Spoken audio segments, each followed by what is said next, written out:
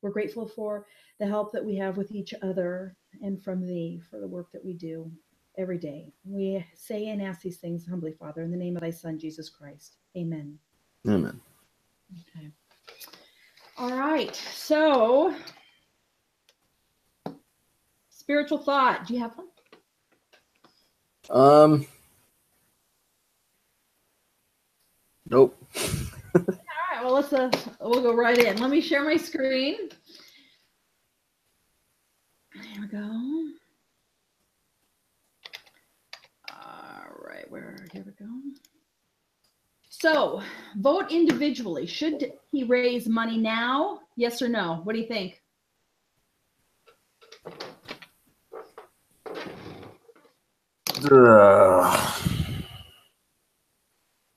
I'm going to say yes.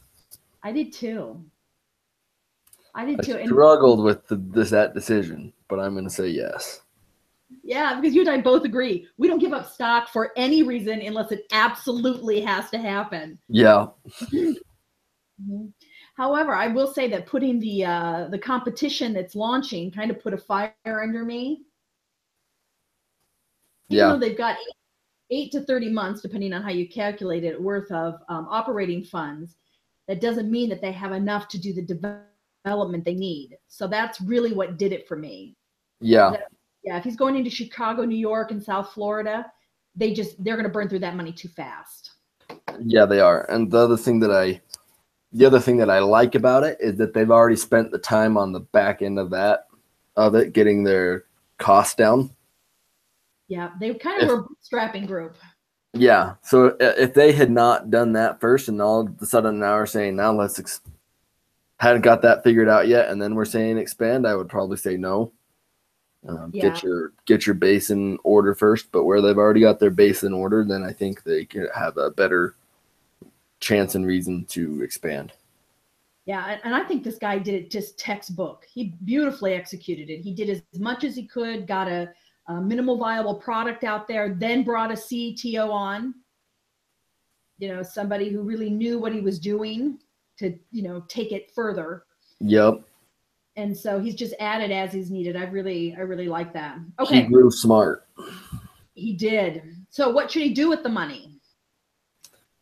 I said he should look to move towards the landowner where he has his competition coming in. Mm-hmm. He should look to capitalize on that market because the person coming in, and we don't know much about them yet, but I would suspect that they haven't put in the time to cover their back end the same way that Rentjuice has. And so I think if they come in, I think they have a chance to come in quicker and capitalize on market share faster because they have a lot of their base already figured out. Yeah, I think that they definitely need to do an investigation into this competitor, primarily to find out where their weak points are and hit them. Yeah. There's once that person is in the market and they're gaining scale, it's harder to break them down. But if you can break them early, that's yeah. And so I agree that he should definitely go whole hog in developing the other 3 areas that he was looking at. I think that he needs to use media as far as this is a new idea for the smaller landlords, and I think he needs to do articles, like in the Wall Street Journal, that type of level. Mm-hmm. Articles in industry magazines, get a spotlight in all of the MLSs. Okay. I think those are all smart things that he needs to do. And I think that he needs to do some heavy hitting in Boston where he gets his name out there and really solidifies the brand. And I think that the campaign also needs to go a lot towards, competition, how we're better than the competition, but never announce who that person is. Right. So, situate themselves as the AT&T, Ma Bell. And that might be a little older than you, but when Ma Bell was, owned everything, and then AT&T came out. Now all of a sudden we've got all these other places, but of course Ma Bell still owns everything. But I think that's definitely where he needs to go. Okay, so why do investors care about customer lifetime value? And customer acquisition. They need to know on something like this, on a project like this, you're not getting new customers constantly. You're gaining a customer, and then over the lifetime of that customer using your services, how much value do they bring? Exactly. You don't have to keep winning the same one over and over. So retention is key. Yeah, retention is really key. So investors want to know, about customer lifetime value. They're saying, well, if it costs you just just to throw out a number out there, but if it costs you $2,000 to get a customer, and over the lifetime you're only making $2,500, that makes it difficult. What in the world? Well, it's not sustainable. And I think that's one of the reasons why it is that they make it so things don't last long, so that you have to buy it again. So that's Yeah, also, exactly. so customer acquisition costs. So right now we're looking at approximately $440 they make annually, but the customer acquisition cost is $2,300, which means the customer lifetime value Right. has to be established. Otherwise, you're literally not going to make it. Toast. Yeah. Yeah, you have to be able to show that you're making significant, and so because of that's the market and the sales model that they're operating on, that's why investors care so much about it, and why they want to see it used in different places to make sure that it. Yep. And so when we look at the sales conversion data on page 7, with the conversion funnel, I mean, at this point, they're only doing 2% of 100 customers. Only 2 of them are signing up. So, that's part of what they need to do in their marketing. They've got one full-time marketing manager, but it's just not enough. They need to do a marketing hit and really align their brand. They're literally exhausting themselves. Yeah, I mean they've got to be able to put more away. They need their customer acquisition to be. I think didn't do the math on it, but I figured you really want customer acquisition for something like this. You should be sitting closer to 20 minimum, 20%. Yeah. At the very least, they really want to be around 40 or 50%. Well, yeah, and depending on what their burn rates are, that really does impact that final number. Yeah. Okay, number 4. What is the CLV of Rentjuice customer? Okay, so the assumptions are a churn rate of 38%, which I'm horrified by. Monthly revenue per customer is 440. Gross margin is 75%, and the CAC, the acquisition cost is 2,300. Now, I've done the math, and this all matters. But why does the gross margin matter? Why does that matter in these calculations? I have no idea. That gross margin doesn't have a whole lot to do with this. I mean, you could run a break even cost off of that, I suppose. All right, can you see my screen? Yeah. Okay, so table 1, this is the lifetime value without a churn rate.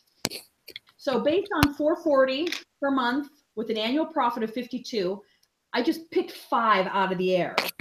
So if they're a customer for 5 years with an acquisition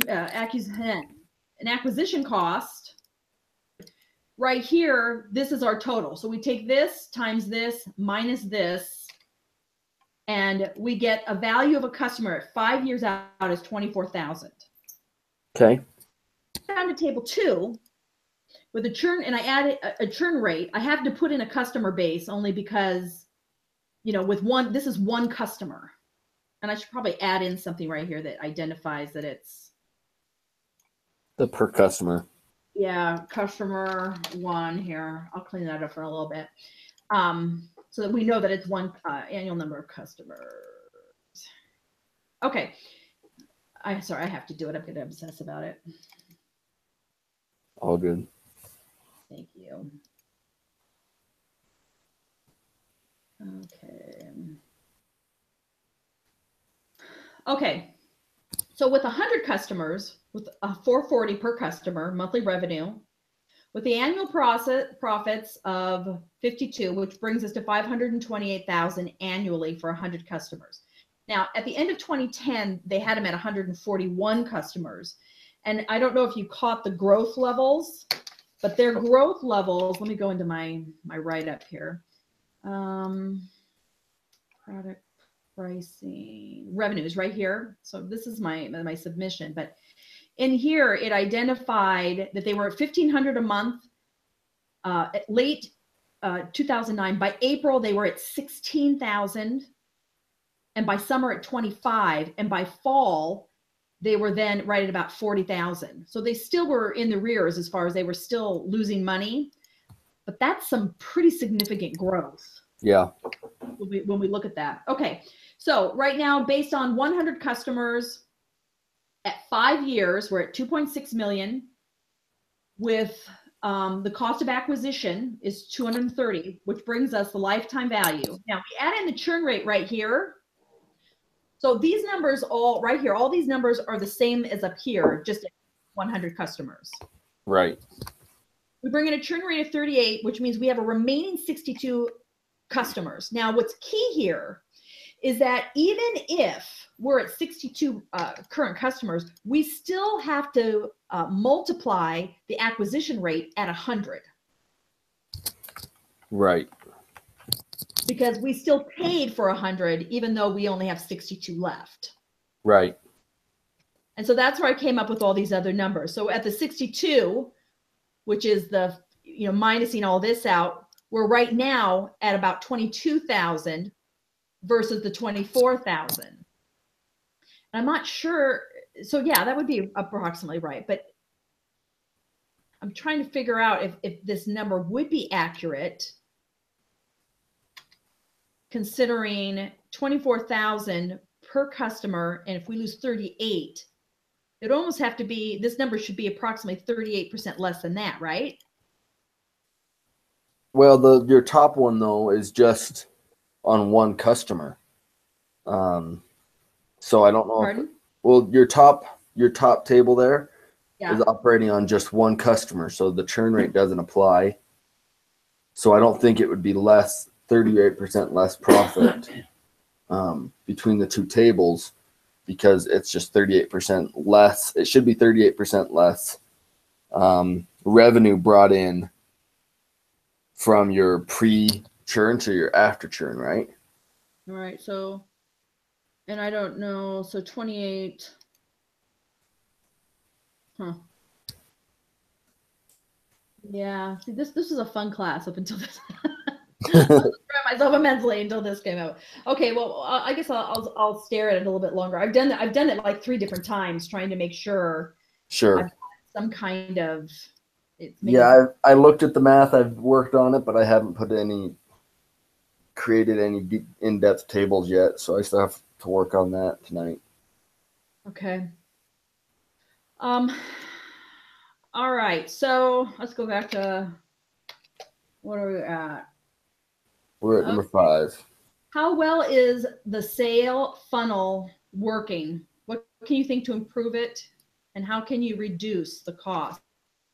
So therein lies the question. Of course, we're at 2%. This is on page 7. Right. Go in there now.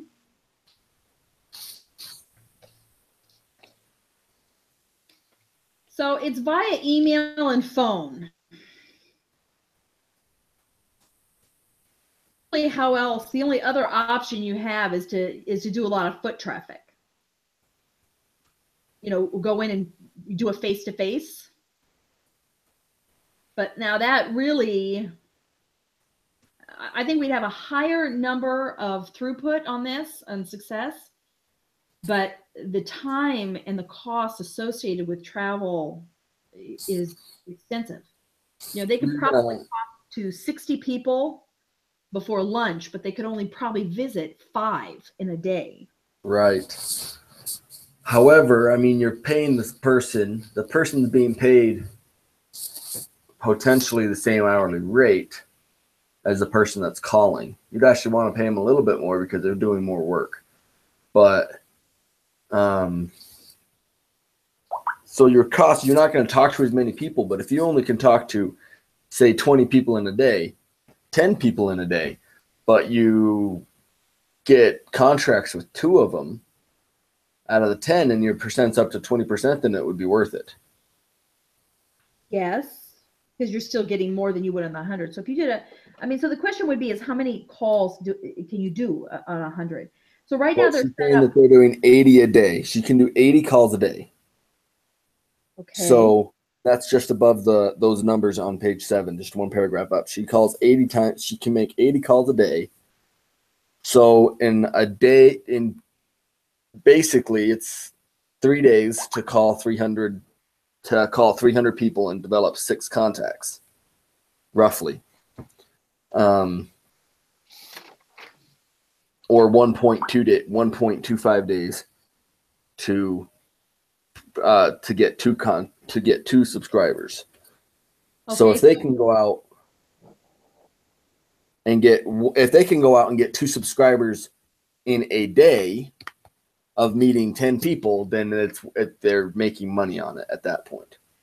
All right, but then we also have to consider, which I like the idea, but we also have to consider that you could literally send a team, junior and senior, into Chicago, let's say, and have them set up shop for 2 weeks. Right. And during that time, make appointments. That might be the better choice. At least while they're getting the ball rolling. Oh, yeah, absolutely. Your other option is to set up offices, but that increases your burn rate, which you don't want to do. Well, no, and they can operate. One of the things we saw over and over and over again is that they can operate in 100 square feet. Yeah. And they're not even going to be in their office. They're going to, in their hotel room. And a lot of hotel rooms have offices in them now anyway. Yes, they do. Because they'll be out. Okay, so I think that's the way to go, is to do face-to-face. And I think that they need media. They need to start doing articles. You need to start targeting what publications or mediums can you target those specific people that are renting large units, a large number of units at a time. Those are the people that they have to contact. And so what mediums can they use to score contacts with them beyond face-to-face is the question. Well, I think what they ought to do is the problem is, like you get into like a Craigslist, they don't allow you can choose not to be contacted for sales. Right. But that would also be a great way to find the landlords for the real-time stuff. Those are the ones that are going to be hard to get a hold of because they're not really on the grid. Right. And that's, for real time, they're getting ready to launch that. The idea of how they're going to market that, I'm delighted we're not going to have that conversation right now. But obviously it's part of the conversation because we need to know what to do. All right. So face-to-face sales for strategically chosen brokers and leasing companies. Yeah, I think that's right. Yeah, this is part of the submission. We're going to have to write this up. So I'm going to just take some notes here. Media for articles. Okay. What else? What can you do? All right. So, and of course, he's already got people who are qualified. And it looks like his media, his marketing materials looks pretty good. The webinar is good. But I'm thinking that instead of a webinar, what if they did how sometimes Google will do the little videos and it'll say, then you go, and then it actually shows you clicking on, and it literally takes you through step by step. Yes. If I don't know what their webinar is, but if they actually showed how to use it, because I think depending on the age of in my age group, we're a little more afraid of tech than perhaps your age group. And you get into baby boomers who own a lot of property as rentals. They're not all that, there's of course exceptions, but I think the simpler they make the webinar, on what it can do for you and how to use it, I think that would also be a key. Right. The generation that's going to be high tech users are not the generation that owns property that they're going to be renting. I mean, I'm sure there's some. I'm sure there are some people, some kids that are my age, a little bit older than I am, that have made that kind of investment. But largely, that's not within our wheelhouse at this time. Right. Not yet, unless it's Yeah, we're still unless you're getting money from the trust fund. Which was my wish, by the way, for my 16th birthday, is that my mother would give me a trust fund. That's still on my list every year. Okay, so all right. So what can you improve it? How can you? All right. So the reduction. So I'd be interested to know exactly the $2,300. What's involved in that? What's Yeah, in that? I think it's going to be the cost of maintaining and growing the program, and then the hourly rates, obviously, of the employee, the sales lady that's contacting everybody. But it seems $2,300 seems kind of high. It does, especially for what they're making per month. You look at an annual, it's half the cost of what they make annually. Yeah. It still feels high because if the person only lasts 6 months, you've now lost money. Or I guess you're breaking even, but if they don't last a month. So I'm wondering what kind of, as far as churn rate goes, what are they doing to follow up? Yeah, how So can it seems to they be account managers to minimize the churn rate. I'm writing that down. Yeah, if you could drop your churn rate even by 15%, it would be a huge increase. Yeah.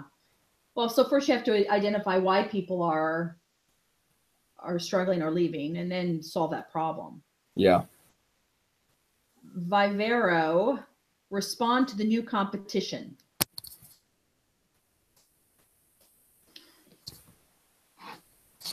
So first thing he needs to do is he needs to investigate who they are, what they are, what their product is.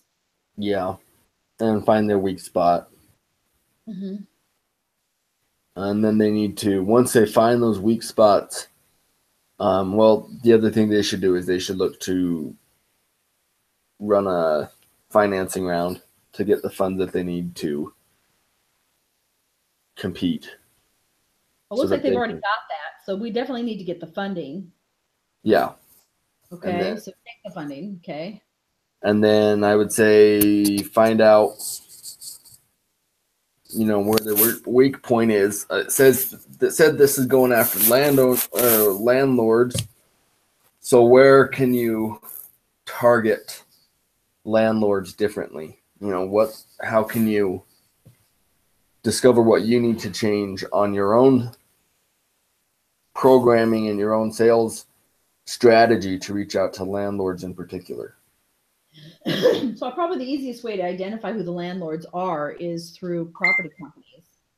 Yeah. You have a title search done of people who own multiple properties. Be a blitz.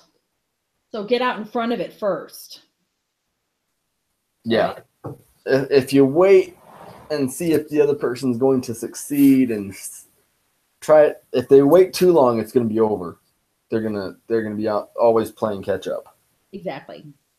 They've got to find out relatively, or not even relatively, they got to find out pretty quick what the other person does, what they're offering, and then what you can offer that brings an increased value to potential customers. And then you have to launch and you have to market it and be aggressive in pushing and showing that you're the better option.